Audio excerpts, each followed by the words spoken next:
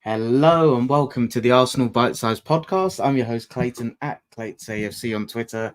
He's back, joined by my co-host FPL Nima. It's been a few months since we potted together. How you doing? Yeah, good to be back. Excited for the third season, is it? That we're opening out with our season expectations. Really keen to kind of get this video out there. We've done this as a ritual for 3 years running, right? So if you're in the chat, if you're watching back after, if you're new, we find most of our viewers are not actually subscribed. Always happens to me. I watch people weekly and don't realize I'm not subscribed. So please, if you're new around here, hit that subscribe. Keep up with what we're going to release this season. We're going to do previews and reviews of every match in the Prem, as well as ad hoc random ones with guests as well throughout. So, yeah, I'll let you take us away today, Clayton. But I just thought it was exciting to be back, announce what the plans for the third season are for anyone watching this once the season has already begun. And yeah, we're going to be your co-host, right? Taking them through with our steady stream of guests. Yeah, nice one. Yeah, to be fair, it's probably a good thing to mention that, this is the third season. We started it 2 summers ago. It's probably worth reintroducing ourselves in case there's new listeners, right? So do you want to take it away with a bit about who you are, how you got into Arsenal and your support with the team? Yeah, of course. So I've been an Arsenal fan for a very long time. There was a lot of pain and suffering in my journey. I always was delusional and believed that we What do you were going mean to beat was? anyone. So that's when I was and didn't have a reason to be. Whereas now I am, but I wouldn't call it delusional because I have so much expectation of where we're going to go and how exciting the project is now. But yeah, it's good to be here. I'm hoping I've got a season ticket on loan this year if that all goes through well. Nice. So see a lot more matches this year as well live, which I'm really looking forward to. But yeah, Clayton, you've been going since you were a young boy. So yeah, you got to tell the viewers if they don't know about you as well, your Yeah. attachment to the club, kind of how you got into the supporting Arsenal. Yeah, very very lucky. I've been born and raised in North London, so I've been going since I was 7 years old, regularly with kind of extended family members, and I was very lucky. I was there for a few of the games in the Invincible season. That year, I would have been around 8, 9 years old, so I don't remember it too clearly, but I was there on the final day uh, in the 2003-4 season against Leicester. So very fortunate to have been there for that. And yeah, like I said, I've been going every year pretty much since I was 7 years old. I've had a season ticket for a few years now, and I do the odd away game as well, probably 5 to 7 away games a season if I can manage it. But yeah, very, very fortunate to have a season ticket. And yeah, like you, I'd say I'm historically a glass half full kind of fan as well. I'm incredibly bullish on Arsenal at the minute. I think I've become a bit of a meme on social media for how patriotic I am about Arsenal, but I think it's backed by evidence based on what I think this group is capable of, to be honest. And I've said this before on previous episodes when we were in the slum period of Arsenal and not doing so well. I was never one of them fans back then, to be fair, trying to make it out like it was better than it was. I think I am someone that just calls it as I see it. But right now, the way I see it is very, very optimistic. So we'll touch on it. The thumbnail, I've put that together, so that probably gives you some kind of indication of where my head is at in terms of expectations for the season. But let's go into it. Before we do, we'll just shout out a couple of the guys that have joined the chat. So Bungle the Gooner's in, and he's out. He's in from Tokyo, so obviously it's a bit of a late one for him. He says on a Sunday evening, so he'll catch this on playback tomorrow morning.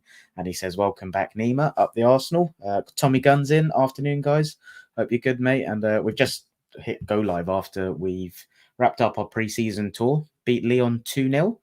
Won the Emirates Cup. We beat Leverkusen midweek. How are you feeling going into the new season? I'm very, very excited. I did kind of hope that we wouldn't see too much, like we wouldn't give away plans. So I did think that it was interesting the way everything's happened. Like I'm trying to predict our players and who's going to start. And before this game, my expectation of the front three was vastly different to the one it is now. Like 2 out of 3 have changed. So it's just, he's really keeping us on our toes. We've got to see a little 30 minutes of Calafiori. There's just so much to be excited about. I'm honestly really looking forward to this season. And yeah, maybe we can get 1 or 2 more deals over the line before it begins. But going into it from this kind of section last season, I had actually predicted, right, that we would maybe not get as many points as we did the year before. But the You main thing did, under this yeah. project is that we've always gone on and got more and got better, right? So yeah, so it's interesting because last season I was in a totally different place preseason. This season, my expectations are far more significant. Like I'm expecting us to go and win something. I just have a feeling that this could be the year. But equally, I'm someone who believes that we've got 2 seasons to really like win one of the big silverwares out there before we need to worry about this phase of the squad build. What So do you mean by that? as in, I'm not too stressed. Like if we didn't win something this year, I'll be okay with that.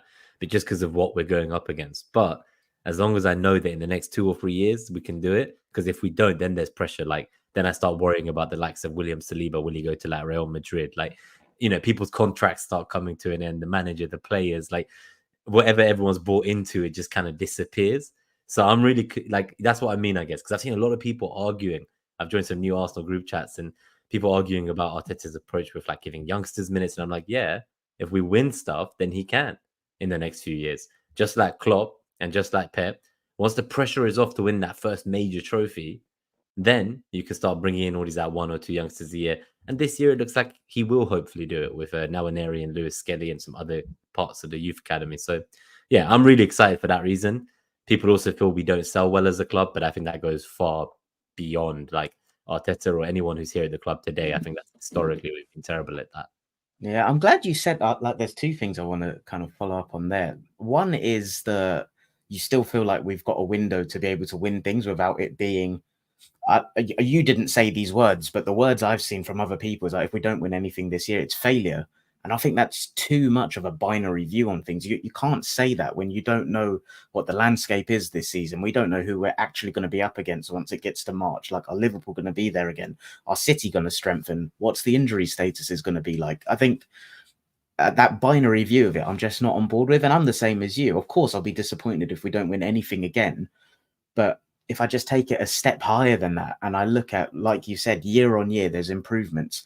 I don't think there's a single manager in world football that will continuously improve and iterate this Arsenal team like Mikel Arteta is. And we always talk about, like, it's become a bit of a cliche, but the process versus the destination, right?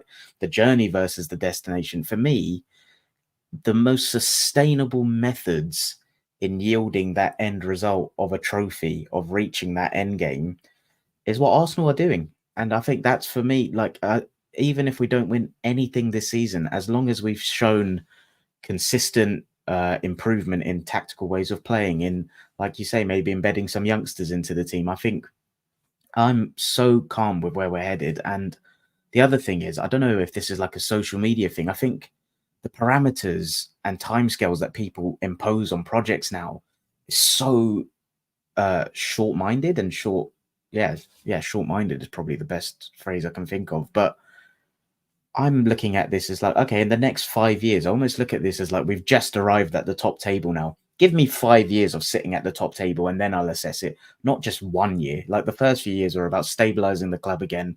And I'd say last season, probably it started. And look, we went to 89 points. We broke so many records. We had, as match-going fans, had some of the best days I've ever remembered. So I'm so relaxed about it. And the second point you said about the youngsters, yeah, like, it's a whole different ballgame. We're not a team finishing 8th anymore. We're not chasing top 4. The pressure and the margins are bonkers at the top level. You can't afford to give too many minutes to youngsters. I think someone like Waneri, who we'll talk about in a second, I think he's a unicorn. He's special. I almost think Miles Lewis Skelly is brilliant as well, but I think Waneri's in a level on his own, if I'm being completely honest. And he's someone I could see, like Oscar Bob got, I think, 500 minutes for City last season. I could see Waneri getting something similar to that this year, and hopefully we go a bit further in the domestic cups and he has the chance to play there, get some minutes off the bench in the Premier League. I don't think he'll start, but again, it's like, it makes me laugh. You see Tottenham down the road, like they've got some incredible youngsters, but they're in a different position to us. They're playing in the Europa League. That's where Smith Rowe or Wobie, you remember a few years ago, they all got that competition to breed them in, and they're not going for titles. So I'm glad you touched on those two things, but where should we take it first? Because competitions wise, so last year we obviously finished second, 89 points, Champions League quarterfinal. We did exit the FA Cup and the Carabao Cup a bit early. If I can remember my predictions, I was bullish as hell. I think I said 95 points in the league. I think I said Champions League quarters or semis, and I think I wanted to win a domestic cup. That sounds about right. Yeah, I think that was your predictions. I'd actually predicted that we'd get maybe a bit less points wise, but yeah, that didn't quite work out. We actually So were where's your head? better Where's team. your head at going into it this year in terms of expectations? You can take whatever competition you want, you can group them together, take it away however you like. So I've got one thing in mind, which is that I think that if we come out the other side of like the first two international breaks, roughly that time frame, 5 or 6 games in, if we're leading the race at that point, now I'm gonna put this out there and say it now. I truly admit that I'm gonna say this, that I think we'll go on the whole way and no one will catch us the rest of the season. So that's my view. It's like, and right now I don't know When's where the I stand second with that. international break? I'm looking at the I think we fixtures have because we September and October, but so okay. it will be after the first 5 or 6 games is kind of where my head's at. Yeah, first 5 or 6 games. I think if we're leading after we play City and these teams, then I think we're golden. I think Yeah. that's it. Like, because even just what I And when see, like, we look so ready in preseason. That's one thing I want to add. Like, I feel like the system's so known. Like, every player knows what they're doing. Like, no one's being rushed in. It's like the stuff we used to hear about Pep doesn't rush players into his system. We've come from new. And like Rice last year was saying he learned so much. Havertz said he learned so much. Calafiori came in, I kept watching preseason game one after the other, hoping I'd catch a glimpse of him, and I didn't. And when he asked about him in the pressers, Arteta's just kind of like, well, yeah, it's a lot. Like, he's in a new country, a new system. He's got to learn all this stuff, like make new friends, new relationships, new chemistry. So you realize that we're just not in that rush. And that's yeah, exactly what I was saying about the younger players as well. Like, we have like a solid core, and each year it feels like it's growing bigger. So like 3 seasons ago, we had like when we first competed for that title, we had like maybe 12 or 13 he trusted, so it was just way too thin. Then the following year, it was like, okay, we got up to maybe 14 of those, 15 at push. This season, I feel we can truly get to like a kind of versatility and unpredictability in what we're going to do that is not being seen yet. And that's why I was saying yeah. I hope Arteta in the preseason, he's not giving away his cards much. And these first 5, 6 games are quite important ones in my eyes, right? So that's why I'm kind of bringing it all back together. I think in preseason, I can see the signs that everyone knows what they're doing. Everyone's being bedded in slowly. It's all a preparation. There's a long-term plan here, and I'm very excited. I'm not And gonna when lie. you say if we get it to that second international break and we're thereabouts, and you can see us going and people not catching us, like what does that look like in terms of okay, we're in March, points total, points gap between someone else? What are you trying to illustrate there? So I think realistically that we might be able to win the title without the points total we got last year, is what I'm saying. I think if we go ahead early enough and especially get that 6 pointer against City right at the beginning in the first 5 weeks, the following 3 after that, we'll have so much confidence playing those next teams if we're already top and taking 6 off City. I think it's Leicester at home, Southampton at home, and Bournemouth away. So it's like 2 newly promoted teams in a row. So if we can come out of that Tottenham away, Man City away, win those 2, and we're suddenly top of the league going into that kind of 5th, 6th game of the season, I'm honestly excited. Points wise, I do think I'd like to see us break the records again and go above 89 to 90 or more. But equally, I say, like I mentioned, I think we could win it with less. Now, Yeah. maybe it's the same What false makes you say naive that? narrative. So maybe it's the false naive narrative of the last few years, which is surely like they can't win it 5 times in a row, just from the kind of the margins of their mentality point of view that you've said in previous seasons. Like, surely at some point, the same group of people under the same person can't be motivated to go and do something that they've already done X number of times. And then, like, we keep saying this, they keep losing players each summer. And we're like, oh, yeah, like they won't replace that experience or those goals. And each time it's fine. So, like, Alvarez just went the previous times they lost Sterling, Jesus, Zinchenko. Every time I think they've been weakened, they just kind of casually carry on. So there Yeah. is also that, which is why, yeah, it's a bit of a tough season to call. But I think I honestly see us as being like a top team in this competition this year. So if Liverpool, you so in terms of if long you had to term, put I'd go money on it, do you money, think yeah. are I we going think to we'd win it? win. I Yeah. think so, yeah. I'd go that far, yeah. I don't know Okay. points total wise, but I'd go as far as saying we'd win it. Sure. And Champions then League so as well, I think we can get further in than last time. I think we can go do on. it. Before we talk about the other competition, you're about to say something about Mm. Liverpool there. What were you going to say? Yeah, so just Liverpool wise, this is interesting because I think that actually now that I've seen Slot as well, I think they're going to be there competing regularly way quicker than I thought. So it's kind of more a matter of time of when Slot gets his players that he needs, and when he gets to that stage, at the moment they've got 3 kind of all timers in their lineup. So, but they're also on their last legs, many of them. So in my mind, And I'm a like, lot of them only have a year left on their contract as well, right? So some exactly this, uncertainty there. right? But that's also a bad thing, because in my mind that means they could come out as like a dark horse this year and just win the whole thing, or it could be complete opposite, and then the following year is the big rebuild year, and then he gets all the players he wants. But that still makes me feel that either this year there's still a threat because it could go right, they already have those all timers, or next year when he rebuilds, he could start mounting a threat in the third year. So for us, I thought we had way more time to see out that 5 years of like being at the top table that you said at the start of the episode with Man City and like competing for the best stuff. But I feel like they're going to catch up quicker than we thought. And we don't know what's going on with City and like Pep, whether he'll extend or not, right? I'm sure the outcome will determine by basically the charges, I reckon, which sounds like nothing's going to happen. And that's the thing. Like, you're right. There will be. I used that 5 year. 5 years was just a number I plucked out of my head, but it was more to illustrate that I don't look at things in a 1 year window. I look at it much longer term, and you can't control who will be there competing with you. There will be teams that dip in and out in 1 or 2 years. There'll be teams that run really hot 1 year and then fall off. The only thing you can control is yourself. And that's why even this season, I'm not even looking at City. City, I know, will be there. But it's what did Arteta say when they asked him, what was the question? Like, what's your points target or something? And he said 114 points. And of he course, wants all of them. He wants all wins, right? And of course, like, that's not going to happen. But if you like reverse engineer it mindset wise, it's literally, if you win and every game you get 114 points, it doesn't matter what the others do.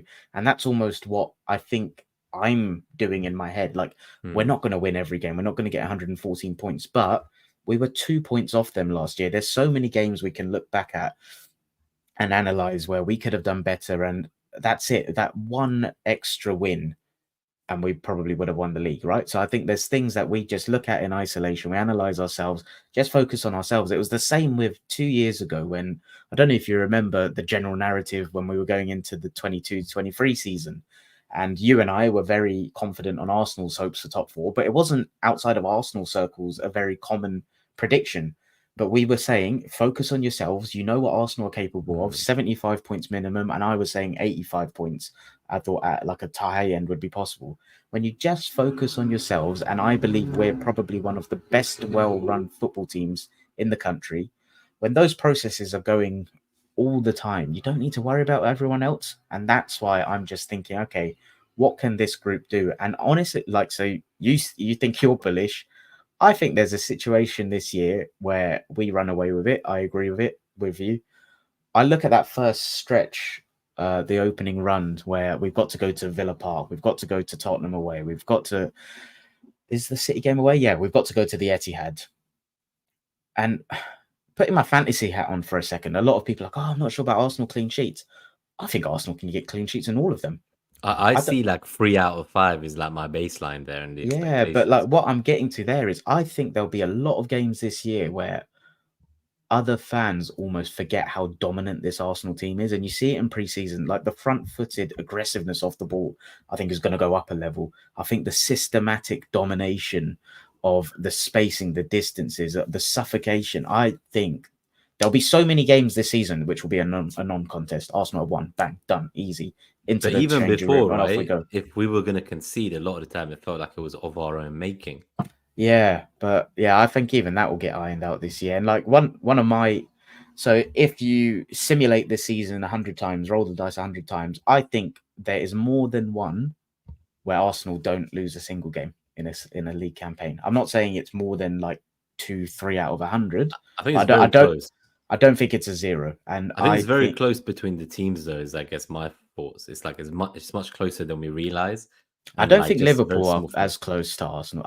Just Arsenal and Man City, yeah. For now. Of course. But yeah, this is my thing though. Like, Man City are a juggernaut of a team. They've got the resources there. They've got 80 million sat there waiting to replenish and replace Julian Alvarez. So we can't control what they do.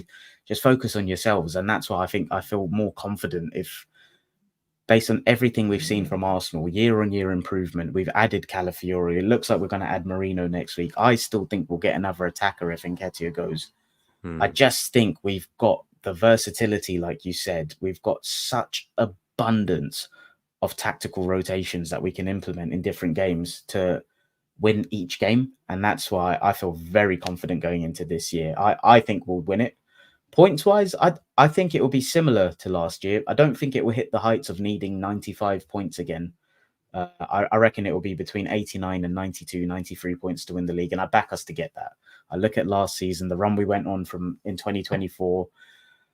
We started slowly. Like we had a lot of new cogs last season in Rice, Havertz, positional tweaks. I think that's all a little bit more settled. Despite the on paper tough start, I think we'll hit the ground running. I really do. So yeah, I think we'll win the league, and I'm very confident in how we go about it. Obviously, we need some injury luck along the way, but I just look at the group that we're developing, and for me, it's hard not to be confident. And yeah, hopefully we can go to the Etihad and just to quiet narratives, just win there. Like I don't think, like Paul Scholes is saying, you need to go to the Etihad and win, otherwise you won't win the title. Like, I don't agree with that, but just to shut those narratives up, it would be nice to go there and win it. But yeah, my prediction is I think we'll win the league, and I think we will do it fairly comfortably, to be honest.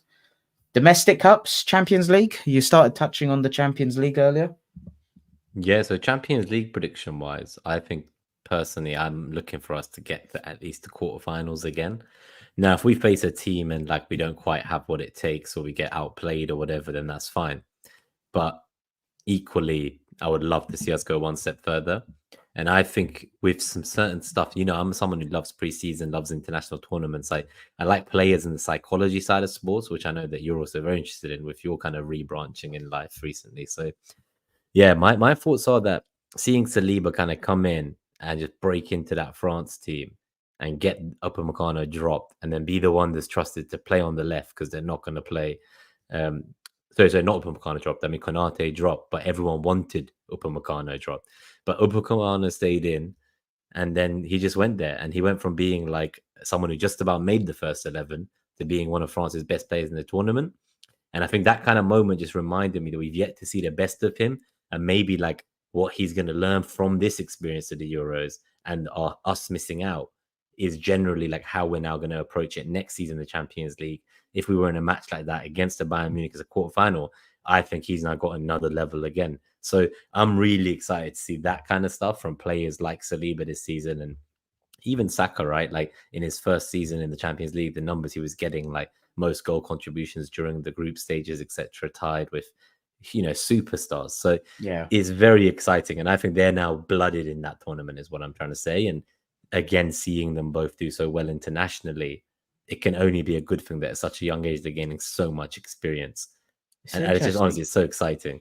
On the Champions League, I'm less bullish on that competition than I am the Premier League. And the reason why is, for me, especially that second half against Bayern Munich, what I took from that was Arsenal lacked kind of the ability to create transitions, and just a player that can create something out of nothing. Like Jesus did it in the first leg, where he came on, wriggled through players, and then Trossard obviously dispatched the goal. I don't think we've actually added that. I think we've added it in a build-up phase with the Calafiori, who can drive through the first 2/3. I don't think we've added that in the final third. And that, for me, is the ingredient that we're missing to be able to go to Europe and chin people. Because I think in Europe, there's much more variance in the games. I don't know why. I don't know if teams take more risks, they're more direct. But I think over a league campaign, 38 games, you can control quite a lot of variables, I think. And obviously it's a point system, right? When it gets to knockout football, I don't think you can control as many variables. And I don't think we've added that level of unpredictability in the final third, that one-man firepower that can create stuff out of nothing. So that's why I'm a little bit more reserved on the Champions League side of things. I think, like I said, we will add an attacker, but I can't really say without knowing who that person is how that will translate into Europe. But for me, squad transfer wise, like I did a solo piece a couple of months ago, and it was adding a defender, adding a midfielder. We've done Calafiori. Marino will get over the line. I just really think, as I've always said, I don't really look at positions. I don't look at the shirt numbers. I look at the group, and I look at Trossard, Martinelli, Havertz, Jesus, Saka as a group. And I think they're very good technical players that can play in a very fluid, interchangeable, structured system. And that sounds like a contradiction of fluid, interchangeable, structured system, but it's like the fluidity that comes within that structure. But I don't have that much confidence in any of them delivering like an individual moment of brilliance, like Musiala just picked the ball up and ran through us. I think Martinelli's capable of it. I think Saka's capable of it. I think Jesus is capable of it. I don't think any of them will do it 2-3 games in a row at the highest level, in my opinion. And that's where I think We we're need one lacking. more. Yeah, we do. We were in for a few at the start of the window. I do think it looks like Havertz will start and Jesus will be there too. But yeah, that's interesting you mentioned those guys, because I think for me, if Jesus does stay injury free, I also feel like that is quite an exciting one, because I've not seen him look this sharp since when he first joined, those first 6 months before the World Cup and before the injury in 2022. So yeah, really the 18 months thereafter when he had different injuries and stuff, I never felt I saw that same Jesus that arrived and kind of took us from a team that had just missed out on top 4 to asking the players like, hey, like we got to win this. And they're like laughing, like, what do you mean? Since those days, like there's barely a handful of players left in the same squad as the one he arrived in. I think our improvement in our turnovers happened so quick that players like Zinchenko and Jesus, who we thought would be here for quite a long time, couple seasons in, they're already like arguably not necessarily nailed on starters anymore. Yeah, so, they're more like rotational options now, right? Yeah, it's a good thing though. It shows how far we've come, I think, personally, which is why we've got now 15, 16 players that obviously the manager trusts. Domestic cup competition wise, then what are your thoughts? Because I guess Just if you before we go on to that, UCL. so just more yeah, what was your actual prediction for the UCL then? So I personally think that we can get to the semi-finals is what I'm hoping for, but quarterfinals is more like my, I guess, prediction. Sure. Whereas what I would hope and expect is that we would go another level beyond that still. Sure. But I think it takes time. I think it takes time. Yeah, like, I'm similar. I think obviously there's the new format where in the group stages we're not going to be playing one team twice anymore. So I don't really know what impact that will have, but it's just something to be conscious of. But even what I've said about lacking that kind of individual firepower in the attack, I still back us to over 2 legs manage the game state accordingly to progress. And I just don't think we have enough to drag us to the final and actually go and win it yet, unless we add it. So my prediction would be semi-final best case, but I reckon it will be another quarter-final run in the Champions League. But depending who it is, get to the semis, and then you never know, right? It's a game of football. But if I had to put money on it, I would say quarters again, to be honest, in the Champions League for me. But domestic cups. So Tommy Gunn in the chat said title and domestic cup as his prediction. Sorry, you've already said you think we'll win the league. I've said I think we'll win the league. Any domestic cup to go with a double? Neither of us have predicted the Champions League. So as much as I joke about Arsenal winning the treble or the quad, which we will, I'm being serious. I don't actually think we will. So any domestic cups, potential doubles on the cards? Yeah, that would be nice, wouldn't it? I'd love to win the league and the FA Cup just to kind of get one more back. League Cup, I really don't care for. Like, I truly, genuinely do not care for. I know it sounds like I'm just bitter that we didn't win it that time in the final. People have long memories. They remember 2008, I think it was, against Birmingham still. But yeah, you must have been a wee child back then. No, I wasn't a child. How old would I have been? 13? No, it's like... Okay. So you would have memories around there. We were sharing these, man, and they lost their... I remember the photos and the disappointment at the time. I'm the same as you, though. Like, I don't really care about the League Cup. And even though I know people say, oh, it's a trophy. Like, I don't think Arsenal lifting the Carabao Cup would have the same impact on them if they were to miss out on everything, to be honest. No, you could argue that made no sense, right? But then you could argue the opposite, right? Like, you got Ten Hag wins the League Cup, comes in, then the next season wins the FA Cup. It does nothing. What happens in season 3? Yeah, so it's like if the team's getting negative goal difference and you're finishing 8th, like, is that really what you want from a season, a trophy plus that? I wouldn't. Now, FA Cup is a bit more... I just don't think the Carabao would actually have a huge... It would, of course, have a positive impact on the squad. It's silly to say. But if that was the only thing we won, right, and in 2-3 years that was it, wouldn't people still be calling for the manager's head the way the fans are? Probably, yeah. I mean, and you should specify that's not Arsenal fans, that's others, right? Yeah, just people out there, just general, like, football views these days are very short-minded, I guess, or short-sighted is the right word. Like, everything's very much, you're only as good as the last game. And even if you're a team that wins everything, they come for you that once every 3-4 calendar months when you have a bad half. I don't forget the people who came for us for that one bad half against Villa last year, and they were quiet for like 2-3 months, Clayton. So yeah, literally. I know how good the team is. Because of when it is in the in the calendar, I think it would be nice to win the Carabao. Like, I know I'm saying it wouldn't have a huge impact on the team in terms of how they feel where they're going and their kind of cabinets and everything, but where it is in the calendar, it could be a nice like second win for the end of the season. I guess in With it being March, in right? Like if you February, won March, that, yeah. you could try and push on, and then like you've already won your first piece of silverware. Now you go wrap up But the I league guess or something. to rephrase the question though, do you think we have a squad capable of winning the title, getting to the Champions League quarter semis, and winning a domestic cup? That's probably the better question. I think so. So for me, if we didn't win the domestic cup, then I would rather we do what's happened the last few years and like we just got out early in all of them and tried to go further in the Champions League and focus the energy there. So in Oh, so my you'd mind, rather? yeah, I'd rather just abandon them all apart from the Champions League. But the reason I don't think we'll win the Champions League is I think actually a lot of those youth players and fringe players, they will get their minutes in these kind of cup games. So I'm actually keen for us to go far, of course, in stuff like the League Cup, even if we win it. Yeah, of course, like it's very big club bias, I guess, big club six bias to say that it doesn't matter because, you know, there's only a Of few course. trophies you can win every season. And most people, like fans, don't even get to see their teams like win trophies. So it's very entitled, I think. But that's just kind of like we're getting told, like, you guys haven't won any trophies, you haven't won any trophies. What have you won under this project, etc., etc. And here I am still saying I still wouldn't want to win one just to be able to debate back about that. Like, if it's just the League Cup and that's it, then I'm not really that interested. Like, I'd rather see us progress in where it matters. And I want to see the Arsenal's young players get minutes in all the other competitions. Arsenal's league campaign and Champions League campaign performances are more indicative of the future success than winning a League Cup. So the two kind of have to go hand in hand. To answer my own question about what I asked you, do we have the kind of depth and the squad to do it? I absolutely think we do. I think we need some injury luck, but I look at the squad we had last season and something else I said, we've obviously sold Smith Rowe, which emotionally was sad, but if I'm being just completely logical, rational, completely understand it, we've not really lost anyone that contributed significantly last season.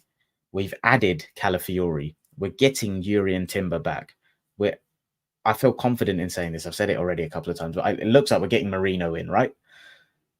Even if Nelson and Nketiah contributed a fair bit last season because Jesus was injured for the first almost half of the season, but it looks like Nketiah is on the way out.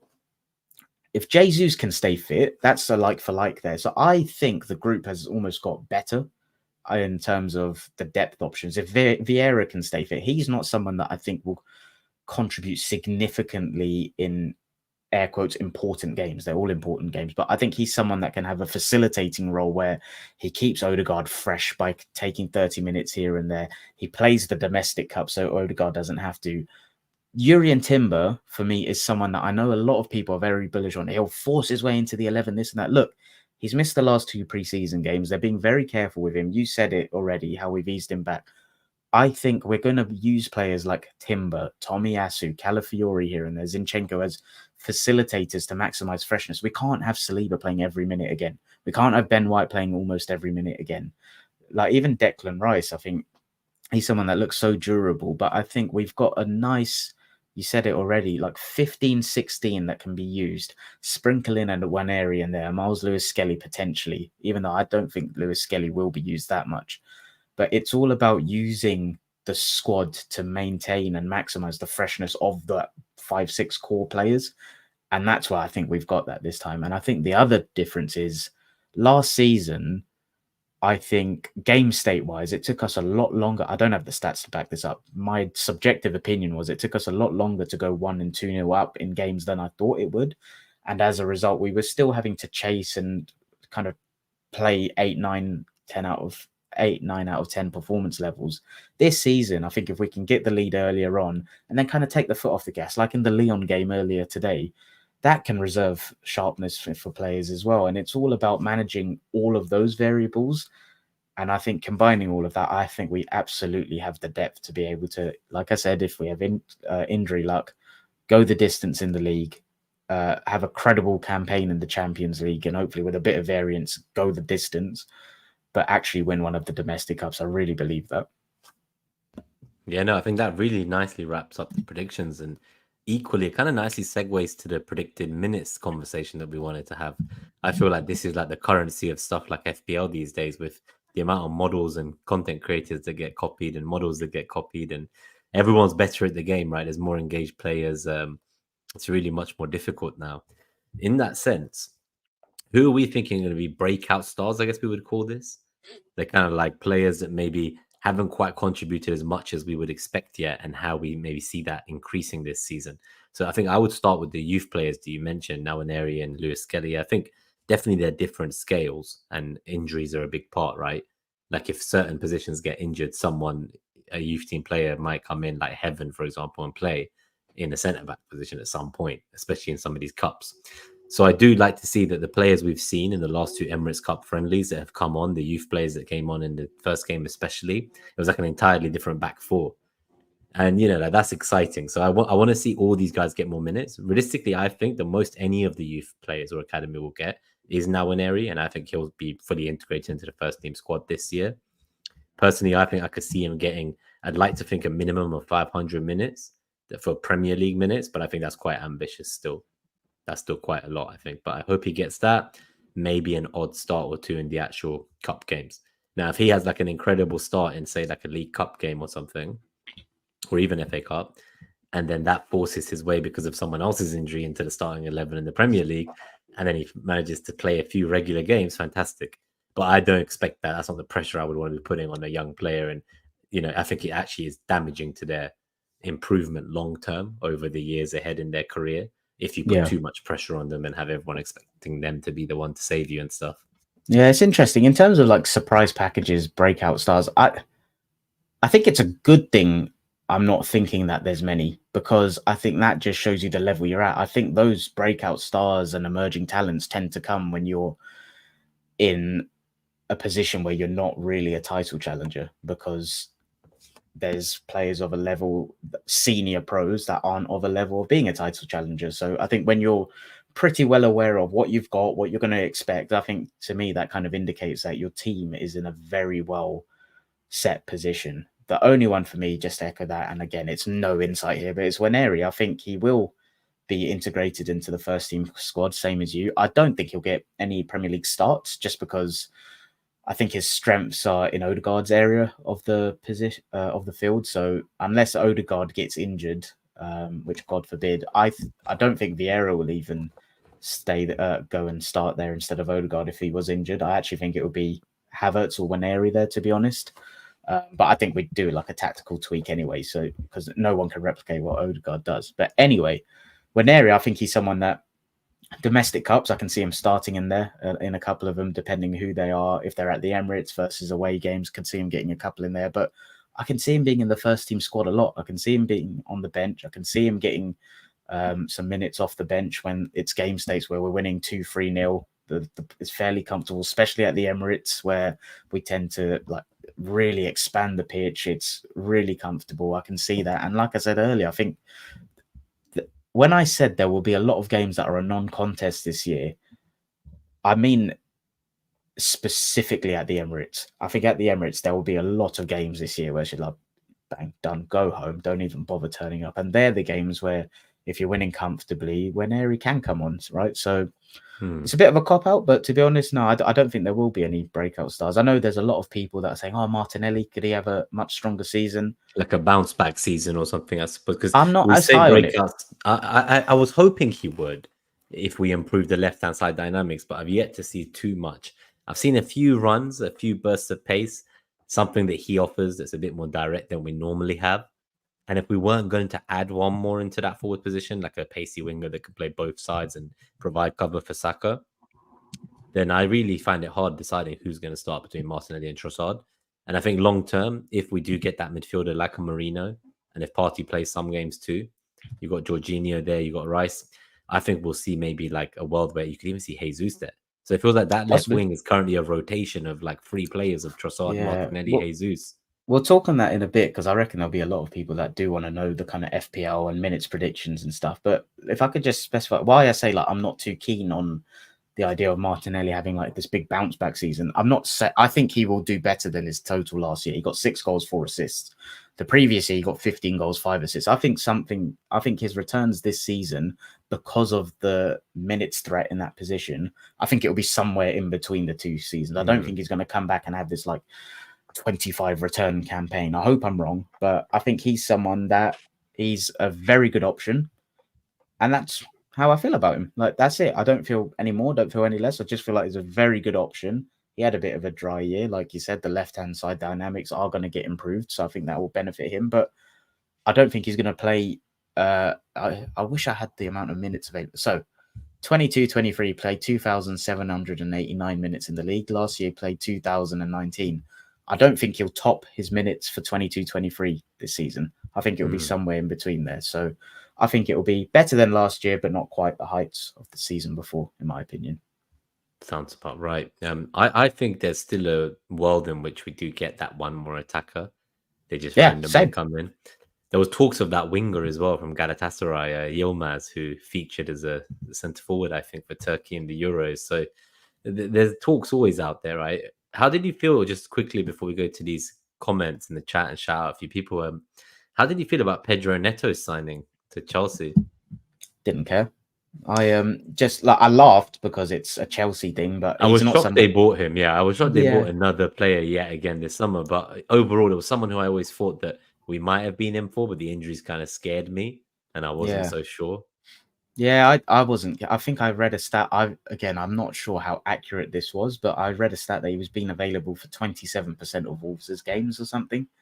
And if that's true, that's poor. Like, I think you look at Arteta's even said about the kind of availability of players and being fit and fresh. It's not something that we need to be adding to this group, to be honest. And even he's someone that I think he is predominantly a right winger, right? Yeah. I've not been keen on this whole Saka backup concept ever. I've been of the opinion, just add a versatile forward that can contribute anywhere across the forward group. I don't think we're going to get someone that's like, oh yeah, Saka's injured, he'll play. I think it's someone that can take some minutes off him off the bench and contribute in other areas. I think at the moment it seems to be like Vieira we were talking about earlier. I think he's exclusively been used on the right wing in the preseason. So he has. I don't know what to make of that either, really. Yeah, it's a big season for Vieira. I've been very vocal on. It was Sporting Lisbon away 2 years ago. I was at with a couple of my friends, and I said there and then, he's not got it for me. I think he's someone that his only attribute is a killer final ball. And that is too much of a niche skill set to have in a team that is so well-rounded. I tweeted today, like, off the ball, one of the best elite teams in world football, the front-footedness, the anticipation, the aggressiveness, on the ball, the interchanging, the fluidity. I think he's a little bit of a, I don't know what the words I'm looking for is. He's a little bit of a luxury player for me. So I need to see a lot more from him. But again, he's someone I'm looking at him like Clive talks about this a lot on the Arsenal Vision podcast. Like, if you look at the wages of people, Vieira will be on a kind of rotational squad player wage. So it's not a big deal, but it's his third year now. So he needs to step up a bit. But yeah, I think he's just there to kind of be a facilitating player, take minutes off people, share the load. I don't think he'll kind of fully stamp his authority in this side, to be honest. Yeah, it's a shame. I think I remember you saying it a couple of seasons back. It might be going more your way than my way so far. But let's see what happens this year. This is his big year. I totally agree on that front as well, because I don't see like a future where if he doesn't have a great year this year, that he's going to still be a big part of the squad the following year. No. So that will be worked on in the future. I'd love to see us get like a Musiala next summer. It sounds like a pipe dream right now, but I don't think it is. Well, I can see it, right? I can see it happening. Like, we win the Premier League this year, Musiala signs next year, we win the Champions League with him. Let a fan dream. No, I don't think it's absurd at all. I think if you ask around the inner circles in world football, like not fans on Twitter, I reckon the Arsenal project will be being spoken about as one of the top 3-5 places to be in the world at the minute. So, especially for young players, right? Yeah, and like, we just need to say this with our chest now. I think we've got this like inferiority complex because we've been such a banter team for a few years. So it's okay to stick your chest out and say, like, well, sure, we've only won an FA Cup under Arteta, but anyone with a brain can see where this is heading. And like I say, expand your horizons, expand your thought processes. Don't look at it as just a 1 year in isolation. Look at it as, if I ask anyone, I've said this so many times, if Mikel Arteta is in charge of this Arsenal Football Club for 10 years, what do you think they'll achieve? I think any rational, sensible fan will say there's at least a few major honours in there. So I think it's okay to say we can dream of players like Musiala. It's not a pipe dream. I think we've earned the right to be in them conversations now. I think for this summer, it might be just purely as a name, but you're right. Those kind of players was long gone from the days where every summer we're scared that our best players are leaving and being sold. Instead, it feels like we're extending contracts and people are rejecting other clubs to come to us. So it's definitely an exciting time to be an Arsenal fan, that's for sure. Should we, before we, I don't know if there's any topics that you feel like we've missed, but I feel like one, which we will talk about more on Friday when we do the Wolves preview, when we actually predict the starting 11, but there's a lot of talk around expected minutes, which you touched on earlier, and you said about Martinelli, Trossard for the left wing. We've got Jesus or Havertz up top. Arteta actually put Trossard into that mould when speaking about false nine profiles. Depending on what happens up top, if Havertz is left 8, if he's not, there's Rice there. It could be Jorginho as the anchor. It could be Partey. At the back, we've got options. From an FPL perspective, I feel like there's a lot of people that are looking at Arsenal. Where would you rank our assets? I feel like you're the FPL head out of the two of us. It's tough because I started the season when the game launched with 3 Arsenal players. I had Saliba, Saka, and Havertz. I then made only one other real draft since then where I kind of changed it up a bit. And to fit in both Haaland and Salah, I had to get rid of Saka, and then I ended up being with no Arsenal players. So now I'm kind of fighting to get them back in. And I was eyeing up the likes of Martinelli. I've even gone all the way to 6.5 million and started debating Declan Rice. I just can't get it out of my head. I just want Arsenal players to start the season. It just feels like Wolves at home.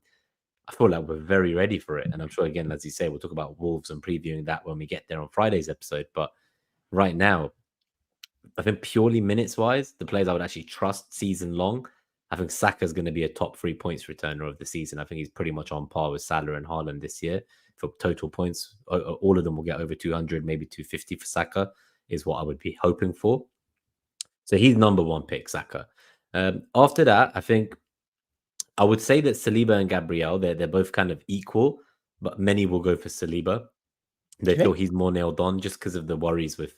It's what happened last season when Gabriel didn't make a few of the lineups before the transfer window ended, and then there was all the weird stuff, Partey at right back. I don't think we'll see that again, but yeah, hopefully we won't anyway. For what it's worth, I've got no concern on Gabriel's place. Like I said earlier, I think Timber will be eased in and be used as like a substitute facilitator. Calafiori, I think, will be eased in, be used as a substitute facilitator. I think for the opening stretch, there's no concerns. I don't think Timber will even necessarily be used as a left back. I think he's going to be where he was in the US tour, where he played like as the Saliba cover as the right centre back. And maybe against Everton, he came on. Back. Yeah. I think he will get minutes at left back, but not significant ones. Yeah. Yeah. No. I think as long as Zinchenko, Kivior, and even Tomiyasu and Calafiori, there's so many, right? So Timber wasn't originally signed for left back, but I know it just kind of ended up that the first preseason he ended up playing there a lot. But yeah, let's see what happens because I think the whole squad is going to be used for everything going forward. So Saka, I would say one of Gabriel, Saliba, and if price wasn't a factor, it would be Ben White for me. But I just don't want to pay the extra $500,000. So I'll put him in there. So basically, Arsenal defender, one of those 3 in the second slot. And I'm actually that way inclined that many would say if you want double defense, I think Raya is a great pick at 5.5. He's my keeper. Yeah, so he's a great pick. So I'd put him there as well. But personally, I'm someone who's more likely to go for double Arsenal attack. So in that situation, I would actually probably have Havertz and Saka as the 2 main picks for me. I like that Havertz kind of doesn't take the midfield slot. I don't know if I'd want to have both, like, say, Odegaard and Saka. I'd want one of the Arsenal mids, one striker, one defender. That's the way I want it split through my team. Yeah, Havertz is such an interesting one. Like, again, I think we'll probably do this on Friday when we do the predicted 11 for Wolves, but Jesus has played a lot of minutes in pre-season, and Arteta was very vocal in his praise for Jesus. And then the team comes out today against Lyon, final pre-season game, and it was a midfield of Partey, Rice and Odegaard, which meant it was Havertz up top. And actually it was Martinelli that played left wing, where Trossard has contributed quite a bit in pre-season. But Jesus and Havertz is an interesting one. I'll just say this. Jesus is not going to not start any games at 9. like he's not just going to be a substitute.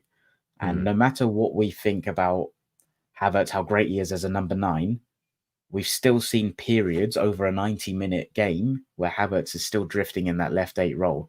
And this is where I need to have a long think this week in terms of what I think that predicted 11 will be against Wolves. Some people are very much in the camp of it will just be the same team that played against Lyon. I just want to have a bit more of a think around that. But all I'd say is I think Jesus will get some minutes as Arsenal's number 9. I don't think Havertz is going to start all 38 games as number 9. If you were to do a percentage, what would you be thinking? Would you be leaning more in Havertz's favour as the starting centre forward? Of course. Yeah. I should that's a good question. Like percentage wise, I'd say Havertz will probably start 75, 80% of them as the number 9. And my thought process behind it is I think I asked this question in a group chat we're both in earlier. Like what I would love a journalist to ask Arteta what his thought process is behind how he chooses his number 9, how he chooses his midfield. And my opinion is I think he goes for Kai Havertz when you need an out ball. So teams that are a bit more transitional and we have to kind of go long and Havertz can make it stick. So that's typically the big teams, right? Like the big 6 and teams like that. I think it's also games where, well, yeah, that's basically it. The big teams and teams where it's transition, it's a little bit more end to end. I think Jesus will be used against the deep blocks a little bit more than, well, he wasn't available for a lot of last season and he didn't look as fit as he did. I think there's a specific thing I want to keep an eye on. Bayer Leverkusen played with a back 3 and Jesus off the ball. And I think this is the thing I want to bring into the channel this year a lot more is like the off the ball stuff, because I think that is a key cog in what makes Arsenal so great. Jesus off the ball was literally man marking one of Granit Xhaka or Garcia, who was the other double pivot in midfield. So they built up. They had three defenders and then the 2 in midfield, and Jesus was literally locked on the 2 of them. And then what that did when we regained the ball was that created so much space and movement for Trossard, Jesus to interchange. And I'm wondering if there's a theme there that potentially with teams that play with a back 3, a back 5, however you want to say it, that suits a Jesus up top, Havertz left 8. And if it's just teams that just play with a general park the bus mentality, like low block, where Jesus can be that kind of chaotic, facilitating nuisance up top that vacates and creates space for Havertz. So that's my thinking right now. I think Havertz will get 75, 80% of minutes as the number 9. And it will typically be against the bigger teams where it's a bit more transitional games expected. And I think Jesus will get the odd games, specifically at the Emirates, where it's like a deep block. And we're expecting it to be quite a tough team to unlock. That's my opinion. What about you? I really like that thinking, actually. Yeah. So, because I did see he's obviously 7 million and he's had a great preseason. He's come in ready to go. So, there was talks about which of those 2 I thought I preferred from my friend over on ex FPL Rafiki, big United fan. Shout out to him. I told him I hope to preview a United game with him at some point this season. So let's see, fingers crossed for that one. I think that would be very entertaining together. But yeah, just I don't know, man. I honestly think that it's really weird because that lineup we saw against Lyon, this is the only thing I want to add to this whole point. And then we'll slowly wrap up. Is it was kind of like the 11 I thought we would start last season with, but like we never got to ever see it really. Yeah. Like I just never saw it. Like that was like the team that I thought we were going to go into, maybe Timber instead of Zinchenko at left back at the time. But that was like I didn't rise because I remember I got ridiculed in July 2023 for suggesting that like Partey would play as a 6 with Rice's and I was out against all the big opponents like the Man City's away, Liverpool away. Well, we saw that in the Community Shield, didn't we? That's what I mean. So it feels like 12 months went past. We learned so much. We went so far. And then Arteta came and trolled everyone, played the exact team, but just with a slightly different system, obviously, because it was Timber versus Zinchenko. And I'm like, no way. Like, what? Like, how are we meant to be any closer to knowing what he's going to start with? And is he really going to be just chopping and changing like mad now that he's got 15, 16 players he trusts? Yeah, so that's kind of what's wild. Because before that game, honestly, a few hours ago, before this game today, I would have said to you that I thought it was going to be Trossard, Jesus, and Saka as the front 3. Same. You know, I just didn't see this coming, I guess. No, and yeah, I think there's still a week's worth of information to get, so I don't think it's worth nailing our colours to the mast with a prediction 100%. today. Well, yeah, like I said, join us on Friday. We usually do them Friday afternoon, so we can try catch the presser, and we'll do the Wolves preview and predicted lineups then. One question I've got, which again, just kind of stealing what you asked me, to be honest, percentage of Declan Rice starting as an 8 versus a 6? That's a good question. I would like to think that's why I'm considering him as an FPL asset on a similar note. I'd like to think that he's just going to continue to get more dominant going forward for us. I just truly believe it. Everyone's always debating about his attacking returns compared to like attacking midfielders of prior generations. And I'm like, yeah, but this guy's like predominantly played as a 6. So I do like to think that, with Jorginho, with Partey both there, if Marino comes, I think it will be like opposition specific. So there will be games where obviously Marino will play with Rice at the pivot and Havertz up top. But I think there'll be fair few games where maybe Jesus starts up top and Havertz is the left centre mid and, Rice is then the 6. So as a percentage, I think Rice himself, he thinks he's like a 6, like that's his best position, he thinks. But I think Arteta surprises players more. He seems to know them better than they know themselves. And that's why I think so many of them love coming and learning from him as a coach and seeing how he can help improve them as a player. So yeah, so I think personally I'm going to go with 70% as an 8. And I'm going to be bullish on that and hope that the players who can play a 6 stay fit long enough that that is a reality. Nice one. Well, yeah, this is why I think I'm very confident in the depth we have and how far we can go. It's not even the volume of players we've got, it's the versatility that they all provide. Like, so many of them can play 2-3 different roles across a football pitch, and I think that's where I look at it in terms of maximizing freshness, because when someone's flagging in an area, you can move someone that's already on the pitch into another zone and then bring someone in off the bench that's a bit more of a specialist in the different areas. So sounds like we're both fairly confident going into the season. We've both predicted us to win the league. We've both said quarters, semis in the Champions League, and we're both hopeful of a domestic cup. So if you've enjoyed this episode, it's this is our season, our third season doing this now. So if you're new here, subscribe to the channel, like the stream, share the word. Like we said at the start, what you can expect from us is we do a weekly preview where on a Friday, typically, like I said, in the afternoon, we'll look at the press conferences and go through, do a preview of whoever we're playing that weekend. We'll talk through predicted lineups, something a bit tactically on what we can expect, score predictions. Usually, 15, 20 minutes? Nice, light-hearted stuff. We then, this season, are hoping to be consistent with a schedule of doing the reviews on a Sunday. So that will either be a Sunday morning, or if we're playing on the Sunday, maybe in the evening. And like Nima said earlier as well, we do a few bits of ad hoc content. I do a lot of solos when we play midweek. So Champions League games, I sometimes do a solo preview review. Domestic cups, if we go a bit further than just the third round this year, hopefully there's a bit more content for us to talk about there. And if we get any more players in, we'll be doing some content on them as well. So yeah, it's our third season here. We're loving it. We've got a nice group of people that consistently watch us, one of which is Uncle Mike, who's tuned in. Oi, oi, lads. Hope you're good, mate. And thanks to everyone else that has supported us on this journey. There's too many individual people to name, but yeah, you know who you are, the ones that are consistent. And thanks again to everyone that's been in the chat today. Anything more from you? No, we'll see everyone on Friday. Looking forward to the season beginning and hope to see you at Wolves on Saturday if all goes to plan, Clayton. But take care. Good luck, guys. And we'll be here to preview the Wolves game with a lot more information in a week's time. Nice one. Cheers, everyone. The quad is coming home. Up the Arsenal. Come on, you guys.